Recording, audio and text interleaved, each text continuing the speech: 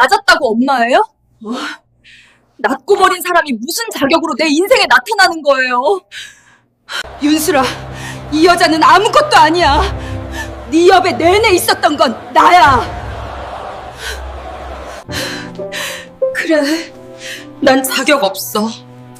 하지만 단 하루도 널 잊은 적은 없었어. 그럼 구독, 좋아요 버튼으로 은빛 마음마차 출발합니다.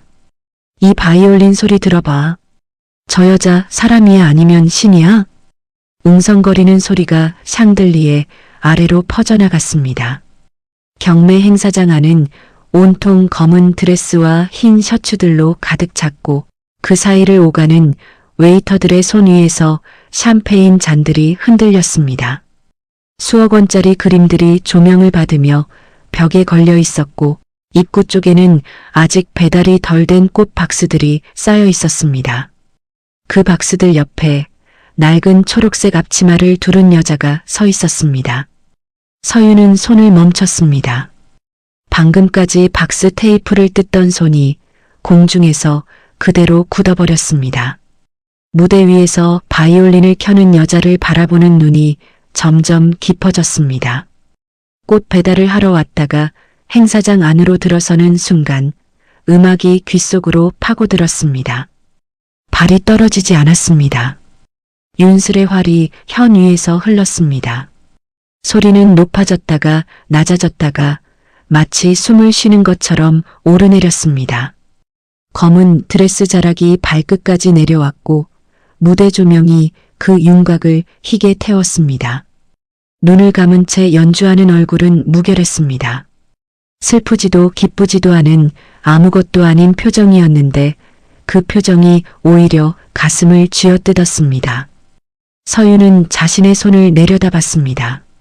흙이 낀 손톱, 테이프에 쓸린 손등, 겨울 내내 트고 갈라진 마디들. 그러고는 다시 무대 위 여자의 손을 바라봤습니다. 현을 짚는 손가락 끝이 무대 조명 아래에서 반짝였습니다. 30년 동안 가꿔온 손과 30년 동안 굳어온 손이 그렇게 같은 공간 안에서 서로를 바라봤습니다. 꽃은 뿌리가 두 개일 수 없지만 사람은 때로 보이지 않는 뿌리로 버티기도 하지. 음악이 절정으로 치달았습니다. 박수가 쏟아지기 시작했고 사람들이 일어섰습니다. 서유는 움직이지 않았습니다. 박수 소리도 들리지 않았습니다. 오직 잔향만이 남아 귓속을 맴돌았습니다.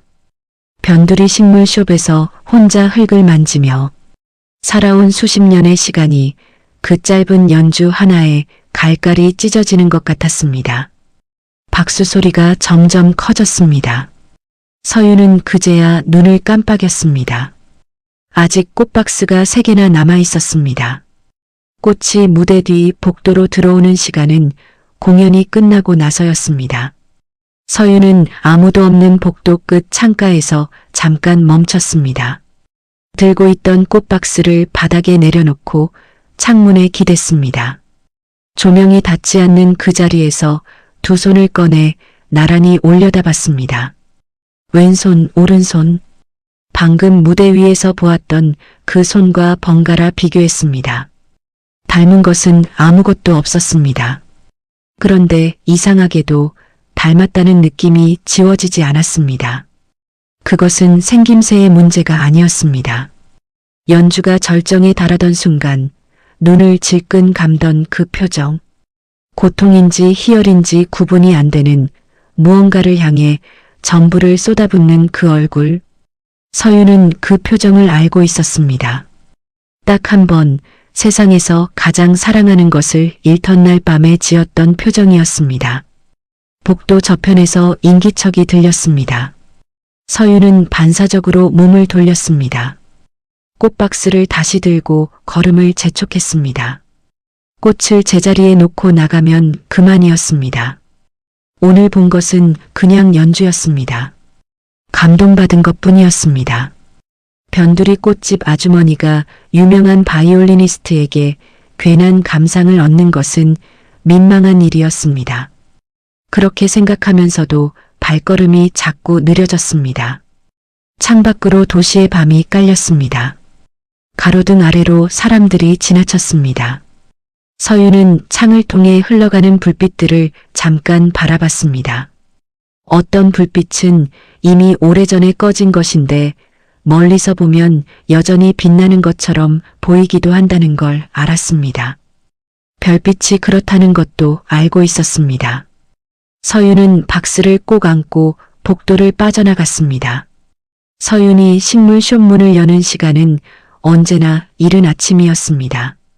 해가 뜨기 전 선반 위 화분들에 물을 주고 진열대에 놓인 절화들을 손질하고 바닥을 쓸었습니다. 순서가 정해져 있었고 그 순서를 지키는 것이 하루를 버티는 방식이었습니다. 가게 이름은 초록 한 칸이었습니다. 직접 지은 이름이었는데 처음에는 작은 위로를 담아 지었고 나중에는 그냥 버릇이 되었습니다. 가게 한쪽 벽면에는 아직도 낡은 액자 하나가 걸려 있었습니다. 아기 발도장이 찍힌 종이, 분홍색 잉크가 오래돼 번진 그것을 서윤은 단 한 번도 떼어낸 적이 없었습니다. 갓 돌이 지난 아이의 발은 놀랍도록 작았습니다. 손님들은 대개 그것을 인테리어 소품으로 여기고 지나쳤습니다. 서윤은 그것을 매일 아침 한 번씩 눈으로 확인하고 나서야 물뿌리개를 들었습니다. 30년 전 겨울은 빠르게 왔습니다. 남편의 사업이 기울기 시작한 것은 아이가 태어나고 반년쯤 지났을 때였습니다. 빚이 눈덩이처럼 불었고 그 위로 사고 소식이 덮쳤습니다. 차가 뒤집혔고 남편은 그 자리에서 세상을 떠났습니다. 서윤은 혼자 병원비를 감당할 수 없었습니다. 아이에게는 심장 수술이 필요했습니다. 손 쓸 시간이 며칠밖에 없었습니다. 서윤이 할 수 있는 일은 하나뿐이었습니다. 잘 키워줄 수 있는 사람에게 아이를 맡기는 것. 서류에 도장을 찍던 날 손이 떨려서 3번을 다시 찍었습니다. 아이는 울고 있었고 서윤도 울고 있었습니다. 그날 이후 서윤은 울지 않기로 했습니다. 대신 흙을 만졌습니다. 식물은 물을 주면 자랐습니다. 정직하게 배신하지 않고 자랐습니다. 그것이 좋았습니다. 저편에서 윤수를 키운 것은 갤러리 관장이었습니다. 해란의 갤러리는 도심 한복판에 있었고 3층 건물 전체가 그녀의 이름으로 운영됐습니다. 불임 판정을 받은 것은 40이 가까울 무렵이었습니다. 헤라는 그 사실을 누구에게도 말하지 않았습니다. 대신 입양 절차를 조용히 밟았고 아이에게 바이올린을 쥐어주었습니다. 윤슬이 처음 무대에 오른 것은 7살이었고 그 뒤로는 한 번도 무대 밖으로 걸어 나오지 않았습니다. 두 여자는 같은 도시에서 30년을 살았습니다. 공연이 끝나고 사람들이 빠져나가는 복도는 향수 냄새와 코트 냄새가 뒤섞였습니다. 서윤은 아직 가지 못하고 있었습니다. 꽃박스 반납 처리를 해야 했는데 담당자를 찾지 못한 채 복도 한쪽에서 기다리고 있었습니다. 사람들이 지나쳤습니다. 드레스 자락이 스쳤습니다. 서윤은 벽 쪽으로 몸을 붙였습니다. 그때 윤슬이 나왔습니다. 매니저와 무언가를 이야기하며 걸어오다가 목이 답답한 듯 목걸이를 벗었습니다. 한 손으로 머리카락을 올리며 목 뒤를 잠깐 드러냈습니다. 복도 조명이 정확히 그 부분을 비췄습니다. 서윤의 숨이 멎었습니다. 목 뒤, 머리카락 바로 아래 나비 모양의 반점이 있었습니다. 양쪽 날개가 균형 잡혀 펼쳐진 형태, 흔치 않은 모양이었습니다. 세상에 그 모양을 알아볼 수 있는 사람은 많지 않았습니다. 서윤은 그 반점을 알고 있었습니다. 갓 태어난 아이를 처음 안았을 때 목 뒤에 이마를 대고 한참을 울었습니다. 그날 그 반점이 이마에 닿았던 느낌을 잊은 적이 없었습니다. 서윤은 움직이지 못했습니다. 꽃박스가 손에서 미끄러질 뻔했습니다. 가까스로 붙잡았습니다. 다리가 떨렸습니다. 시야가 좁아졌습니다. 복도에 있는 수십 명이 전부 지워지고 윤슬의 목 뒤만 보였습니다. 나비가 날갯짓을 하는 것 같았습니다. 아니, 서윤의 심장이 날갯짓을 하고 있었습니다. 직감이었습니다. 확인할 방법도 확신할 근거도 아직 없었지만 서윤은 알았습니다. 30년 전 겨울 새벽 도장을 찍고 두고 온 아이. 서울 어딘가에서 잘 자라고 있기를 빌며 혼자 삭힌 그 이름. 그 아이가 지금 이 복도에 서 있었습니다. 윤슬은 목걸이를 다시 걸고 매니저와 함께 방향을 틀어 걸어갔습니다. 서윤은 그 자리에 못 박힌 채 멀어지는 뒷모습을 바라봤습니다. 가게로 돌아온 것은 자정이 넘어서였습니다. 서윤은 불도 켜지 않은 채 카운터 앞 의자에 앉았습니다. 어두운 가게 안에서 화분들의 실루엣이 희미하게 떠올랐습니다. 물을 줘야 하는 것들이 몇 개 있었지만 손이 움직이지 않았습니다. 내 딸이 맞는 걸까? 반점 하나로 단정 짓는 것은 무리였습니다. 세상에 비슷한 모양의 반점을 가진 사람이 없다고 말할 수 없었습니다.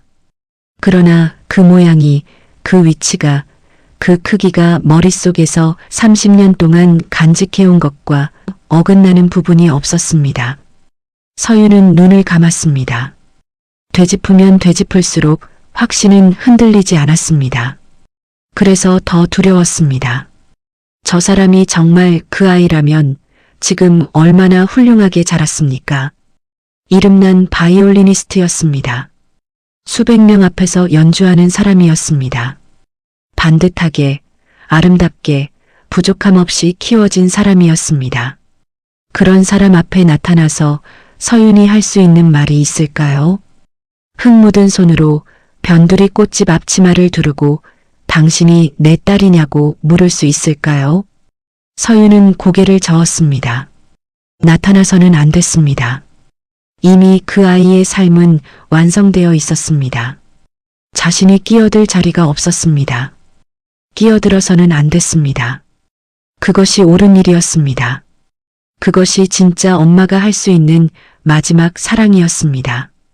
그런데 귓속에서 연주가 멈추지 않았습니다. 창문 너머 골목에서 바람이 지나갔습니다. 가게 간판이 삐걱거렸습니다. 서윤은 눈을 뜨고 벽의 액자를 바라봤습니다. 분홍색 발도장, 작고 작은 발. 그날 병원에서 두고 나오면서 끝까지 놓지 못했던 것이 바로 저 발이었습니다. 그때 행사장 반대편 복도에서 헤라는 담당자에게 조용히 무언가를 물었습니다. 무대 쪽 복도에서 꽃 배달 온 여자, 혹시 어느 업체입니까? 담당자가 잠깐 확인해 보겠다고 자리를 피하는 사이 헤라는 창문을 통해 주차장으로 나가는 서윤의 뒷모습을 시선으로 끝까지 쫓았습니다. 첫 번째 꽃다발이 도착한 것은 윤슬의 실내악 공연이 있던 날이었습니다. 발신인이 없었습니다. 공연장 분장실 앞에 놓인 꽃다발은 흰 작약과 연보라, 라일락으로 이루어져 있었고 카드에는 딱 한 줄만 적혀 있었습니다. 오늘도 잘 연주하셨습니다. 윤슬은 매니저에게 누가 보낸 것인지 물었지만 아무도 몰랐습니다. 그냥 잘 자란 팬이겠거니 하고 넘겼습니다. 두 번째는 지방 공연 때였습니다. 세 번째는 마스터 클래스 행사 때였습니다. 꽃의 조합이 매번 달랐습니다. 공연의 곡목에 맞게 어울리는 꽃이 선택돼 있었고 크지도 작지도 않은 적당한 크기였습니다. 누군가 공연 내용을 미리 알고 준비했다는 것이 분명했습니다. 윤슬은 어느 순간부터 이 꽃다발을 찾기 시작했습니다. 공연 전 분장실에 들어서면서 자연스럽게 꽃이 있는지 먼저 확인하게 됐습니다. 서윤은 다시는 가지 않겠다고 했습니다. 그러나 공연 날짜를 찾아보지 않겠다고는 하지 않았습니다. 꽃을 보내지 않겠다고는 하지 않았습니다. 꽃다발을 만드는 2시간 동안은 흙 묻은 손이 다른 일을 할 수가 없었습니다. 딸이 좋아할 것 같은 색을 고르고 딸이 연주할 곡의 분위기에 맞는 꽃을 얹었습니다. 그것만으로도 충분하다고 스스로를 달랬습니다. 헤라는 네 번째 꽃다발이 도착했을 때 움직였습니다. 꽃집 포장지 끝에 아주 작게 인쇄된 도안이 있었습니다. 업체를 알아내는 것은 하루도 걸리지 않았습니다. 헤라는 직접 가지 않았습니다. 먼저 가게 이름을 확인하고 위치를 파악하고 운영자가 누구인지 알아냈습니다. 그 이름이 서류에서 보았던 이름과 일치하는 것을 확인하고 나서야 코트를 걸쳤습니다. 헤란이 초록 한 칸에 들어선 것은 가게가 문 닫기 30분 전이었습니다. 서유는 손님인 줄 알고 고개를 들었습니다. 들었다가 멈췄습니다. 단정한 코트, 가죽 장갑, 아무것도 드러내지 않는 표정. 그 사람이 누구인지 서유는 말하지 않아도 알았습니다. 윤슬의 공연장 포스터에서 여러 번 봤던 얼굴이었습니다. 헤라는 들어서면서 문을 닫았습니다. 두 사람은 한동안 아무 말도 하지 않았습니다. 헤란이 먼저 핸드백을 열었습니다. 흰 봉투를 꺼내 카운터 위에 놓았습니다. 서유는 내려다봤습니다. 안을 열어보지 않아도 내용을 짐작할 수 있었습니다. 우리 가족의 평화를 깨지 마세요. 헤란의 목소리는 낮고 평탄했습니다. 분노도 간청도 없었습니다. 그냥 사실을 전달하는 것 같았습니다. 그 냉정함이 오히려 더 깊이 파고들었습니다. 서윤은 봉투를 건드리지 않았습니다. 잠시 후 서윤이 봉투를 밀어서 다시 헤란 쪽으로 넘겼습니다.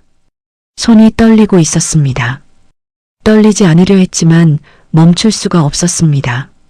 그저 건강하게 자란 것만 확인하고 싶었을 뿐이에요.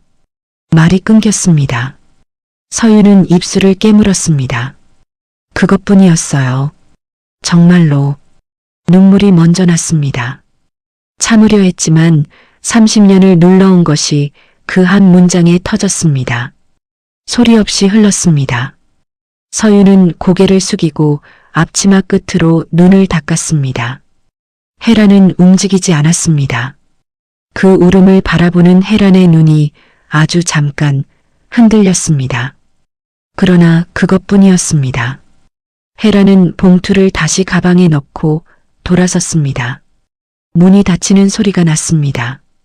가게 안에 서윤 혼자 남았습니다. 선반 위 화분들이 조용히 서 있었습니다. 가장 구석에 놓인 작은 허브 화분 하나가 창문 틈으로 들어오는 바람에 잎을 살짝 흔들었습니다. 윤슬이 처음 초록 한 칸에 들어온 것은 우연이었습니다. 공연장 근처를 걷다가 골목 안쪽 간판을 보았습니다. 무대에 올리기 전 마지막 리허설이 2시간 뒤였고 어딘가에서 혼자 있고 싶었습니다. 화분 냄새가 나는 조용한 공간이 당겼습니다. 서윤은 손님이 들어오는 소리에 고개를 들었습니다. 심장이 한번 뛰었습니다. 그러나 아무렇지 않은 척 평소와 같은 속도로 어서 오세요를 말했습니다. 윤슬은 진열대를 천천히 둘러봤습니다. 화분들 사이를 걸으며 잎을 조심스럽게 건드렸습니다. 서윤은 못 본 척하며 손에 들고 있던 가위질을 계속했습니다. 손이 잘 움직이지 않았습니다. 이 식물 이름이 뭐예요? 윤슬이 작은 화분 하나를 들어 올리며 물었습니다. 서윤은 다가가 이름을 알려줬습니다. 물 주는 방법을 설명했습니다. 윤슬은 고개를 끄덕이며 들었습니다. 그렇게 20분이 지났습니다. 윤슬은 화분 하나를 사고 나갔습니다. 다음 주에 다시 왔습니다. 그 다음 주에도 왔습니다. 올 때마다 지난번 화분의 상태를 사진으로 찍어와 보여주며 잘 키우고 있는지 물었습니다. 서윤은 진단을 내려주고 새로운 화분을 권해줬습니다. 어느 날은 리허설이 힘들었다는 말을 했습니다. 어느 날은 아무 말 없이 1시간을 앉아 있다가 갔습니다. 서윤은 그럴 때마다 따뜻한 것을 내왔습니다. 딸이 어린 시절에 좋아했을 것 같은 단맛이 나는 것들로 윤슬은 이 공간에 있으면 이상하게 긴장이 풀린다고 했습니다. 서윤은 웃으면서 식물이 내뿜는 공기 때문이라고 답했습니다. 진짜 이유는 말하지 않았습니다. 말할 수 없었습니다. 그냥 이것만으로도 지금 이 순간만으로도 충분했습니다. 오늘 딸이 뭘 먹었는지 알고 딸이 웃는 소리를 들었습니다. 그것으로 오늘을 버틸 수 있었습니다. 독주의 날 공연장은 만석이었습니다. 서윤은 가장 뒷줄 끝자리에 앉았습니다. 앞으로 나서지 않겠다고 했습니다. 그냥 멀리서 보는 것으로 충분하다고 했습니다. 윤슬이 무대 중앙으로 걸어 나올 때 서윤은 손을 무릎 위에 꼭 쥐었습니다. 헤라는 2층 지정석에서 내려다보다가 서윤을 발견했습니다. 자리를 박차고 일어난 것은 1악장이 끝난 직후였습니다. 헤라는 로비 쪽 계단을 빠르게 내려갔습니다. 대기실 복도 쪽으로 이어지는 문을 밀었습니다. 서윤이 그쪽으로 걷고 있었습니다. 화장실을 찾던 길이었습니다. 헤라는 서윤의 팔을 잡았습니다. 말이 먼저가 아니었습니다. 손이 먼저였습니다. 서윤을 복도 모퉁이로 밀어냈습니다. 왜 또 여기 왔어요? 낮은 목소리였는데 그 안에 오랫동안 쌓인 무언가가 담겨 있었습니다. 서윤은 밀린 채로 벽에 닿았습니다. 대꾸하지 않았습니다. 그 순간 대기실 쪽 문이 열렸습니다. 2악장 전 짧은 인터미션 동안 물을 가지러 나온 윤슬이었습니다. 복도 모퉁이에서 헤란이 서윤의 어깨를 밀고 있는 장면이 눈에 들어왔습니다. 윤슬의 발이 멈췄습니다. 헤란도 서윤도 뒤늦게 윤슬을 발견했습니다. 세 사람이 동시에 굳었습니다. 윤슬은 둘을 번갈아 봤습니다. 서윤의 얼굴을 봤습니다. 식물숍 사장님이 왜 여기 있는지, 왜 엄마가 저 사람을 저렇게 밀고 있는지 순서대로 이해되지 않았습니다. 그냥 이 장면이 이상하다는 것만 알았습니다. 공연은 결국 끝까지 진행됐습니다. 집으로 돌아온 윤슬은 밤사이 헤란의 서재 서랍을 열었습니다. 오래전부터 잠겨 있었던 서랍이었는데 그날 헤란이 서재에서 나오면서 잠그는 것을 잊었습니다. 서류 봉투 안에 입양 관련 서류들이 있었습니다. 이름이 적혀 있었습니다. 날짜가 적혀 있었습니다. 윤슬은 서류를 손에 든 채 오랫동안 움직이지 않았습니다. 며칠이 지나도록 윤슬은 아무 말도 하지 않았습니다. 헤란에게도 서윤에게도. 연습실에 들어가 문을 잠갔습니다. 밥을 거르는 날이 늘었습니다. 매니저의 전화를 받지 않았습니다. 헤란은 문 앞에서 여러 차례 노크했지만 안에서 아무 소리도 나지 않았습니다. 헤란은 서윤에게 전화를 했습니다. 차갑게 경고하는 대신 이번엔 달랐습니다. 목소리에 균열이 있었습니다. 윤수리가 며칠째 방에서 안 나와요. 당신 때문이에요. 서윤은 전화기를 쥔 채 한동안 말을 잇지 못했습니다. 끊고 나서 가게 문을 닫았습니다. 선반 위 화분들을 오래 바라봤습니다. 자신이 나타나지 않았다면 이런 일은 없었을 것입니다. 그 생각이 하루 종일 머릿속을 떠나지 않았습니다. 비밀을 지켜줬다면 됐을 것입니다.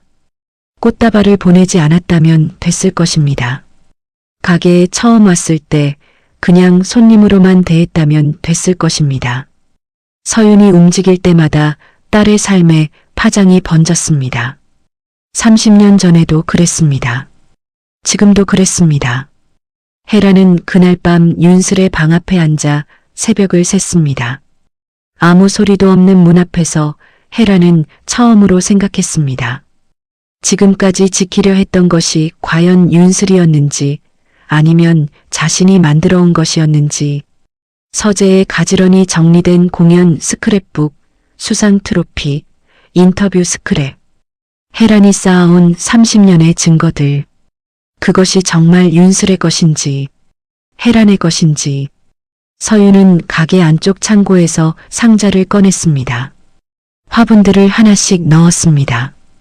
이사갈 곳을 정해두지는 않았지만 여기 있으면 안 된다는 것은 알았습니다. 벽에서 액자를 내리려다가 손이 멈췄습니다. 분홍색 발도장. 서윤은 그것만은 상자에 넣지 못하고 가슴에 품었습니다. 윤슬이 사라진 것은 아무도 예상하지 못한 날이었습니다. 카네기 홀 무대까지 3주가 남아 있었습니다. 기획사에서는 스케줄을 조율하느라 연일 전화가 왔고 리허설 일정이 빼곡하게 잡혀 있었습니다. 그러나 윤슬은 없었습니다. 연습실에도 집에도 매니저도 모르는 어딘가로 가버렸습니다. 바이올린이 거실 소파 위에 놓여 있었습니다. 케이스가 열려 있었습니다. 혜란이 그것을 발견한 것은 아침이었습니다. 윤슬이 바이올린을 놓고 나간 적은 단 한 번도 없었습니다. 연습이 없는 날에도 손에서 멀리 두지 않았습니다. 그런데 그것이 거기 있었습니다. 혜란은 케이스 앞에 쪼그려 앉았습니다. 한동안 일어나지 못했습니다. 서윤은 연락을 받고 가게 앞에 앉았습니다. 매니저가 사정을 설명하며 혹시 연락이 닿으면 알려달라고 했습니다. 서윤은 네 라고 대답했습니다. 전화를 끊고 나서 창고에 반쯤 넣어둔 상자들을 바라봤습니다. 이사를 준비하고 있었다는 사실이 지금은 다른 의미처럼 느껴졌습니다. 자신이 이 자리를 비운다고 해서 윤슬의 상처가 사라지는 것이 아니었습니다. 윤슬은 도시 외곽 쪽 기찻길 근처 작은 숙소에 있었습니다. 창문으로 기차가 지나가는 소리가 들렸습니다. 손을 내려다봤습니다. 바이올린 없는 손이 낯설었습니다. 두 개의 이름을 가진 사람처럼, 두 개의 엄마를 가진 사람처럼 자신이 어디에서부터 시작된 사람인지 알 수 없었습니다. 어느 쪽이 진짜인지 묻는 것은 이미 의미가 없었습니다. 둘 다 진짜였기 때문에 둘 다 상처가 됐습니다. 그날 밤 혜란과 서윤은 각자의 전화기를 손에 쥔 채 같은 이름을 불렀습니다. 혜란의 집은 조용했습니다. 갤러리 관장의 집답게 정돈된 공간이었습니다. 어디 하나 어수선한 것이 없었고 모든 것이 제자리에 있었습니다. 그런데 그 정돈된 공간이 그날 밤에는 텅 빈 것처럼 느껴졌습니다.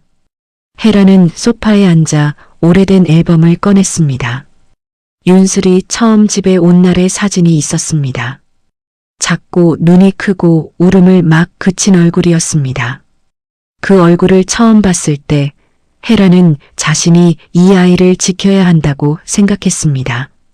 지켜야 한다는 것이 언제부터 붙잡아야 한다는 것으로 바뀌었는지 알 수 없었습니다. 서윤이 꽃을 보내기 시작했을 때 혜란이 느낀 것은 두려움이었습니다.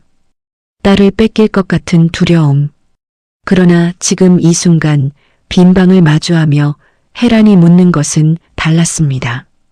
30년 동안 한 번이라도 윤슬에게 엄마가 없었으면 어땠을 것 같아라고 물어본 적이 있었는지, 한 번이라도 답을 기다린 적이 있었는지.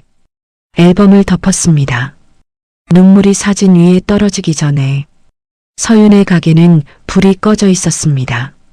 창고에서 꺼낸 상자들이 카운터 옆에 쌓여 있었습니다. 서윤은 그 앞 바닥에 앉아 무릎을 끌어안았습니다. 30년 전에도 이런 시기였습니다. 버텨내지 못한 채 놓아버렸고 그것이 정답이라고 믿었습니다. 지금도 같은 이유로 같은 선택을 하려 하고 있었습니다.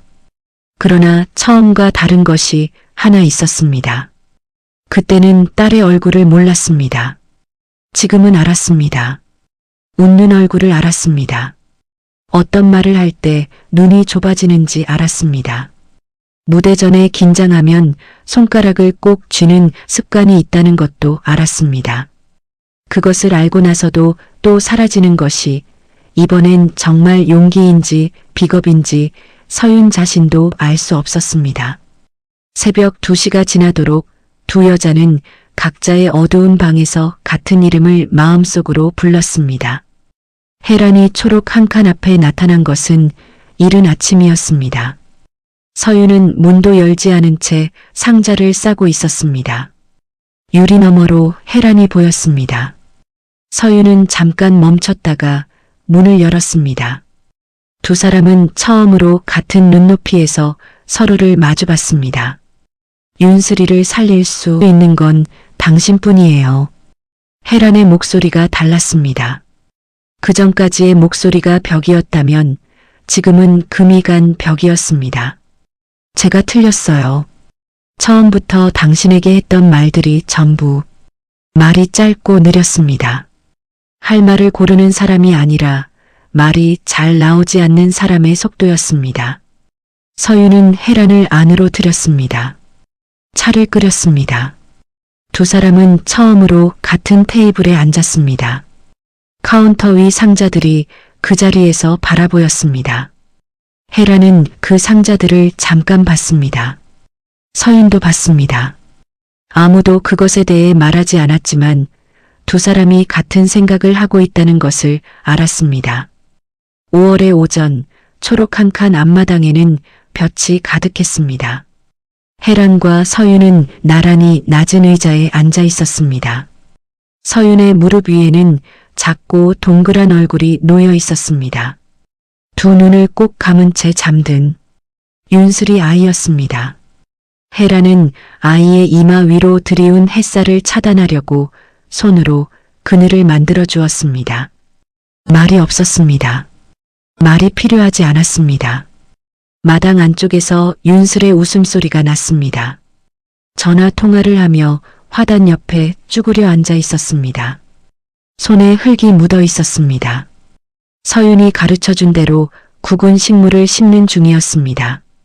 윤슬은 전화를 끊고 나서 손등으로 이마에 땀을 닦았습니다. 흙이 번졌습니다. 그것을 보고 혜란이 낮게 한마디 했습니다. 윤슬이 웃으며 괜찮다고 손을 흔들었습니다. 서윤은 그 장면을 바라봤습니다. 두 사람이 주고받는 것을 멀리서 보는 서윤의 표정은 슬프지 않았습니다. 오래 바라봐도 질리지 않는 것을 드디어 갖게 된 사람의 얼굴이었습니다. 무릎 위에 아이가 작은 손을 쥐었다 폈습니다. 서윤은 그 손을 손바닥 안에 살며시 받아냈습니다. 정원에는 꽃들이 피어 있었습니다. 세 여자가 함께 심은 것들이었습니다. 서윤이 고르고 윤슬이 이름을 붙이고 혜란이 자리를 잡아준 꽃들. 어떤 것은 빨갛고 어떤 것은 흰색이고 어떤 것은 색이 없는 것처럼 투명해 보였습니다. 한 계절 내내 다른 속도로 피어난 것들이 5월의 아침에 모두 함께 열려 있었습니다. 뿌리는 보이지 않았습니다. 그러나 꽃은 피어 있었습니다. 이사는 없었습니다. 적어도 지금은. 윤슬이 어디에 있는지 단서를 모았습니다. 매니저에게 연락했습니다. 윤슬이 자주 이야기하던 장소들, 혼자 시간을 보내고 싶을 때 가곤 했던 방향을 짚었습니다. 혜란은 운전을 했습니다. 서윤은 조수석에 탔습니다. 차 안은 조용했습니다. 할 말이 없어서가 아니라 지금은 달리는 것이 먼저였기 때문이었습니다. 기찻길 소리가 들리는 숙소를 찾아낸 것은 혜란이었습니다. 문 앞에 섰을 때 두 사람은 동시에 멈췄습니다. 서로를 봤습니다. 누가 먼저 노크할 것인지 말하지 않았습니다. 혜란이 한 발 뒤로 물러섰습니다. 서윤이 손을 들었습니다. 조용히 두 번 두드렸습니다. 무대 위로 조명이 내려앉았습니다. 카네기 홀의 천장은 높았고 객석은 가득 찼습니다. 맨 뒤 두 자리에 코트를 입은 두 여자가 나란히 앉아 있었습니다. 혜란은 프로그램 책자를 손에 쥔 채 펼치지 않았습니다. 서윤은 손을 무릎 위에 올려놓았습니다. 오늘은 떨지 않으려 했습니다. 윤슬이 걸어 나왔습니다. 박수가 쏟아졌습니다. 윤슬은 허리를 숙이고 자리를 잡았습니다.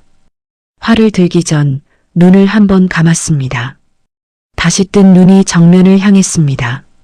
그리고 연주가 시작됐습니다. 서윤은 눈물을 참지 않기로 했습니다. 이번엔 뒷줄이었지만 처음 자선 경매 행사장 복도에서 넋을 잃고 들었던 그 연주와 같은 소리였습니다. 그때는 몰랐고 지금은 알았습니다. 그 차이만큼 소리가 다르게 들렸습니다. 더 아프게, 더 아름답게.